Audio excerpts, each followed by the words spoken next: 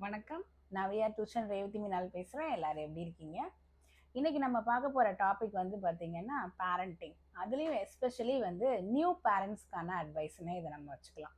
இது அட்வைஸ் அப்படின்னு நீங்கள் எடுத்துக்காம இதை வந்து நியூ பேரண்ட்ஸ் எல்லாருமே இது வந்து ஒரு ரொட்டீனாக அவங்களோட குழந்தைங்க மேலே இதை நீங்கள் அப்ளை பண்ணும்போது நம்ம வந்து அவங்க பெருசாகிற வரைக்கும் அவங்க பின்னாடியே நம்ம வந்து அவங்கள மோட்டிவேட் பண்ணிகிட்டே போகணும், இல்லை அந்த குழந்தைக்கு பின்னாடி நம்ம சப்போர்ட் பண்ணிக்கிட்டே போகணும் அப்படின்ற ஒரு அவசியமே இருக்காது. அதுக்கான சில விஷயங்கள் தான் நம்ம வந்து இன்றைக்கி நம்ம டிஸ்கஸ் பண்ண போகிறோம். இதில் வந்து பார்த்தீங்கன்னா இதெல்லாம் வந்து ஆக்சுவலி ஜப்பானீஸ் அவங்க மெத்தடில் வந்து எப்பயுமே இதை வந்து ட்ரெடிஷ்னல் மெத்தடாகவே அவங்க வந்து ஃபாலோ பண்ணிகிட்டு இருக்காங்க. ஆனால் இந்தியன் பேரண்ட்ஸ் மட்டும் நம்ம மட்டும் என்ன பண்ணிடுறோம் அப்படின்னா, நம்ம கிட்ஸுக்கு கிட்ட வந்து நம்ம அதிகப்படியாக நம்மளுடைய பாசத்தை வந்து வெளிப்படுத்துறதோடைய ரிஃப்ளெக்ஷன் தான் வந்து என்ன ஆயிடுது அப்படின்னா, அவங்க வந்து சின்ன வயசுலேயே கற்றுக்க வேண்டிய பல விஷயங்களை வந்து பேரண்ட்ஸை டிபெண்ட் பண்ணுற மாதிரி ஆயிடுறாங்க.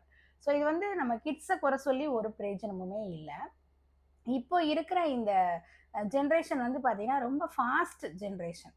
ஸோ ஃபாஸ்ட் ஜென்ரேஷனில் நம்ம வந்து நம்மளும் இங்கே வந்து வேலைக்கு போய்கிட்டு இருக்கணும், நம்மளும் வந்து சேவிங்ஸ் எல்லாம் பார்க்கணும். தான் பேரண்ட்ஸை சொல்கிறேன்.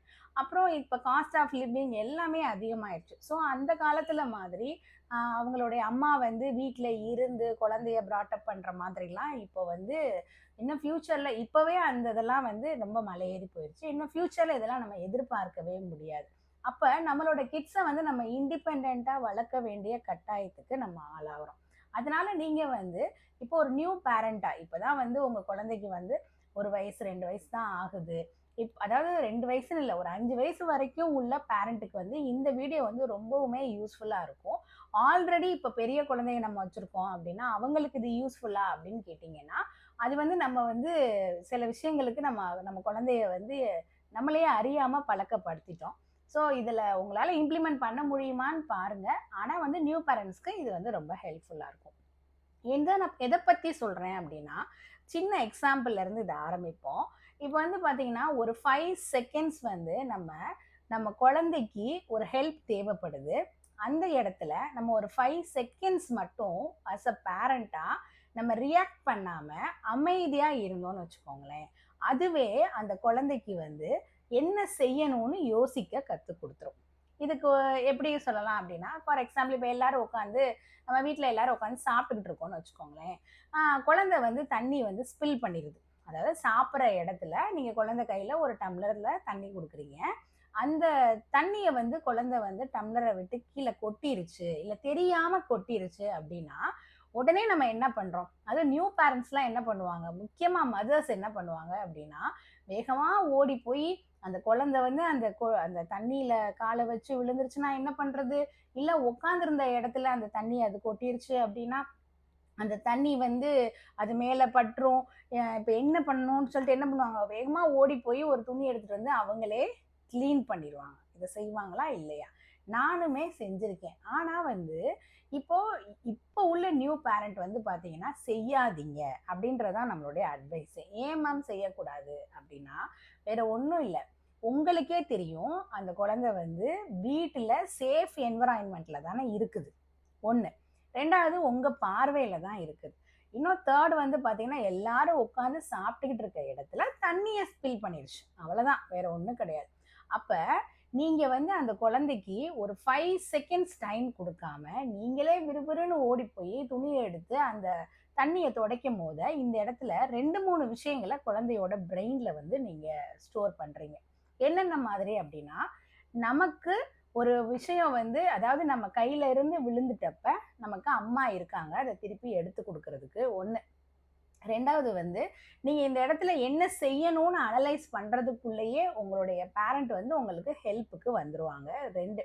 3வது வந்து என்ன அப்படின்னா, இந்த இடத்துலையே வந்து யாரையாவது ஒரு ஆளை டிபெண்ட் பண்ணி தான் அந்த குழந்தை வந்து அடுத்த இதுக்கு போகிற மாதிரி. அதாவது என்னன்னா, இப்போ தண்ணியை கொட்டிருச்சு, அதுக்கு ஆல்ரெடி நீங்கள் வந்து ஒரு டைம் கொடுத்துருந்தீங்க அப்படின்னா, ஒன்று என்ன பண்ணியிருக்கலாம், இனிஷியேட் பண்ணும் போது என்ன பண்ணியிருக்கலாம்னா, ஒரு துணியை கொடுத்து அதை தொடச்சி காமிச்சிருக்கலாம்.